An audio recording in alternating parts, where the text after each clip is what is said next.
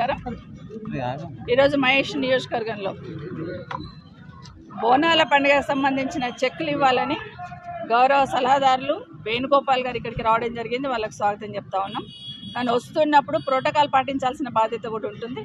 ఇక్కడ శాసనసభ్యులను పక్కన పెట్టి శాసనసభ్యులతో పాటు ఓడిపోయిన వాళ్ళని కూడా స్టేజ్ మీద కూర్చోబెట్టి చెక్కులు ఇస్తామంటే ఇది భావ్యం అనిపించుకోదు. ప్రభుత్వ కార్యక్రమాలు ప్రోటోకాల్ ప్రకారం జరగాలనేది మనమే ఒక చట్టం చేసుకున్నాం.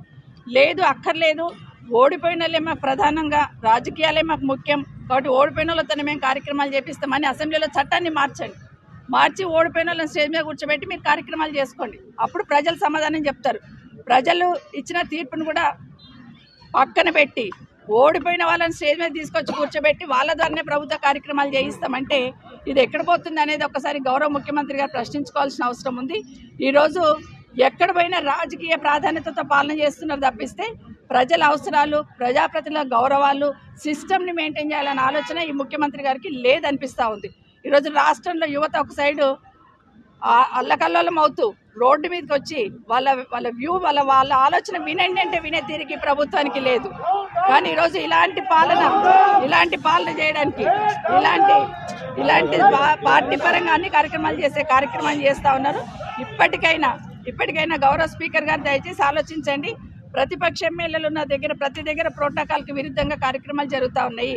దయచేసి మీరైనా దీన్ని కట్టడి చేయండి. ఈరోజు ముఖ్యమంత్రి గారు కూడా మరొకసారి విజ్ఞప్తి చేస్తూ ఉన్నాం. మీరు ఎమ్మెల్యేగా ఎట్లయితే గెలిచి వచ్చినారో మేము ఎమ్మెల్యేగా గెలిచి వచ్చినాం. మీరు ఎట్లయితే ప్రజల ఓట్లతో గెలిచి వచ్చినారో మేము ప్రజల ఓట్లతోనే గెలిచి వచ్చినాం. మరి ఇక్కడ ఓడిపోయిన వాళ్ళని స్టేజ్ మీద కూర్చోబెడితే మీ నియోజకవర్గంలో మీరు కూడా ఓడిపోయినా స్టేజ్ మీద కూర్చోబెట్టుకోండి. అట్లా పాలన చేయండి. అంతే. ప్రతి ఎమ్మెల్యే దగ్గర కూడా ఎమ్మెల్యేతో పాటు ఓడిపోయినోడు కూడా స్టేజ్ మీద ఉండాలంటే మీరు కొడంగల్లో కూడా మీతో పాటు ఓడిపోయినా కూడా స్టేజ్ మీద కూర్చోబెట్టి కార్యక్రమాలు చేయండి.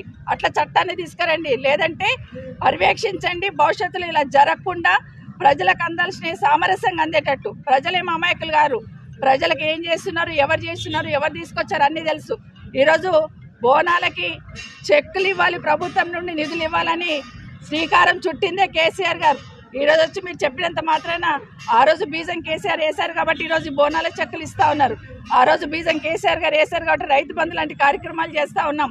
ఆ రోజు బీజం కేసీఆర్ వేశారు కాబట్టి కళ్యాణ లక్ష్మి లాంటి కార్యక్రమాలు కంటిన్యూ చేస్తూ ఉన్నారు. కానీ అది గుర్తుపెట్టుకోండి. ఈరోజు చెప్పిన మీ పార్టీ వాళ్ళు వచ్చినంత మాత్రాన, వచ్చి కూర్చున్నంత మాత్రాన ప్రజలు వన్ సైడ్ ఆలోచిస్తారని ఆలోచించొద్దండి. ముఖ్యమంత్రి గారు, మీరు కానీ నిజంగానే ఈ సిస్టమ్ కంటిన్యూ చేయాలనుకుంటే ప్రతి ఎమ్మెల్యే దగ్గర మీరే ఆదర్శంగా ముందుకు రండి. మీరు మీతో పాటు ఓడిపోయిన క్యాండిడేట్ను కూడా పక్కన కూర్చోబెట్టుకొని మీరు చెక్కులు ఇప్పించండి, ప్రభుత్వ కార్యక్రమాలు చేయించండి. అప్పుడు బేష్ అని దీనికి మేము స్వాగతం చెప్తాం.